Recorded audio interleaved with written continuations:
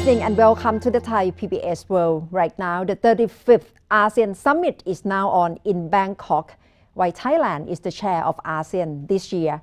One of the main outcomes from the summit is to reach conclusion for Regional Economic Partnership or RCEP, in which it was long delayed from 2015. Currently, the negotiation among 16 members of RCEP has not finished, and high hopes still remain that the deal can be finalized this week in Bangkok during ASEAN Summit, which will finish on the 4th of November.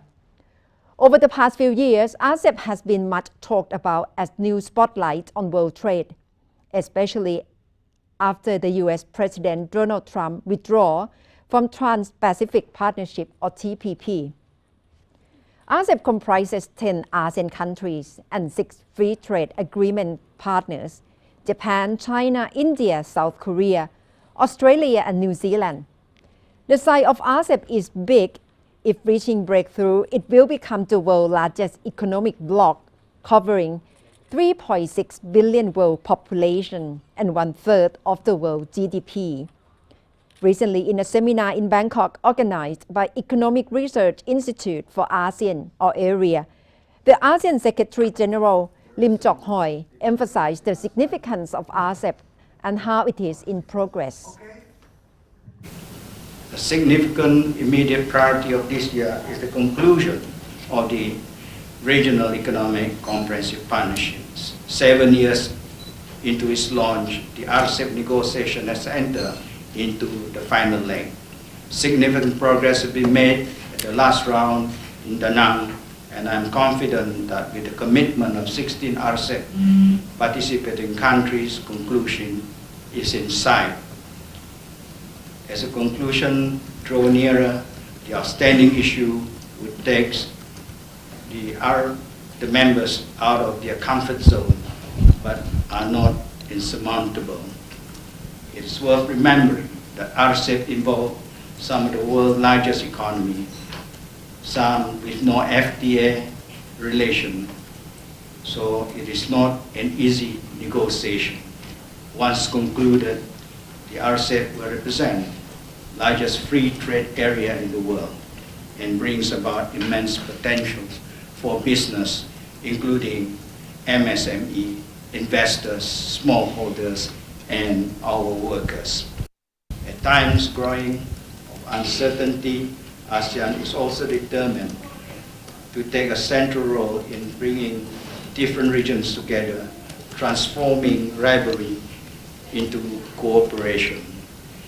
The ASEAN Outlook for Indo-Pacific was also adopted at the 34th ASEAN Summit in June 2019, reinforces the spirits of openness, inclusiveness, and connectivity as a basis for cooperation for mutual area of interest towards shared prosperity. The outlook stipulates 4 areas of cooperation, namely maritime cooperation, connectivity, sustainable development goal, and economic and other area of cooperation.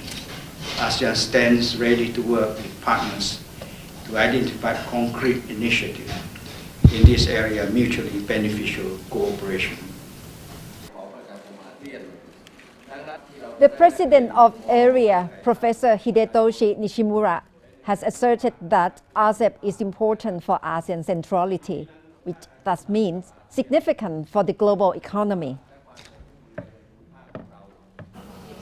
Please remember, ASEAN economic community is different of any economic integration. ASEAN never requests hegemony in the world. ASEAN community is to cope with the crisis, to cope with the Asian financial crisis. ASEAN leaders determined to make economic integration. So in this sense, RCEP in the outlook in the Pacific is really to strengthen the ASEAN economic community. And any crisis happen, if any crisis might happen, ASEAN has a measure to cope with. That is ASEAN economic community. So the important thing is the ASEAN Economic Community 2025, RCEP.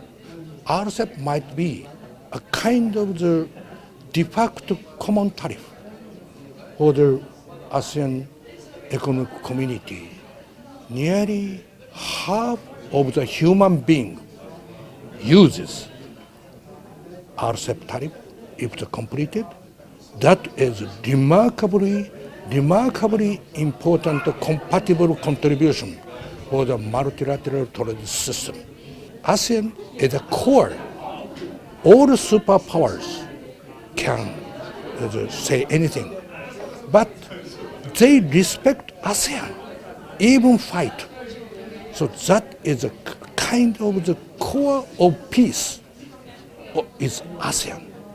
So the ASEAN centrality of ASEAN community is a future core of this region. But now the GDP of ASEAN is not so big. But even now, the world fifth or fifth the size. But in the future, very big. That is not the kind of conceptual matters.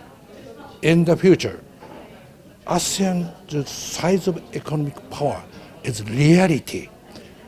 In that sense, even so, ASEAN is non-hegemonic, peace-seeking, and open to everybody, to a core of the stability of peace. So that is ASEAN and ASEAN centrality, and the future of ASEAN area will contribute to strengthen and materialize to the ASEAN centrality by a very valuable research expertise. Meanwhile, a veteran journalist on ASEAN is very much aware that conclusion of RCEP is not easy, as some countries still remain hesitant. Thus, it is a proof of determination of Thailand chairmanship this year.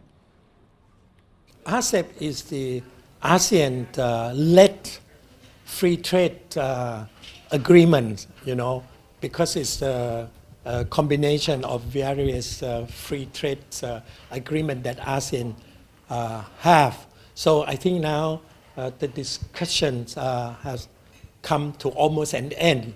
There could be an agreement on RCEP by the end of this month can be announced during the upcoming summit, even though there was still some minor disagreement that need to be worked out. But in general, the principle and the determination of all RCEP countries to push this through, I think is very great. And I think Thailand must work harder during this remaining week to make sure that all members of ASEAN see to it that it is beneficial for every country that are member of RCEP to push through. Even though some difficulty remain, they can work this out in the next few months so that they can have the complete agreement signed next year. But Thailand has already laid a very strong groundwork for the conclusion of RCEP. So it means the role of Thailand as the chair of ASEAN is quite challenging indeed, especially to facilitate constructive discussion and to balance diplomatically. And that's all from Thai PBS World tonight.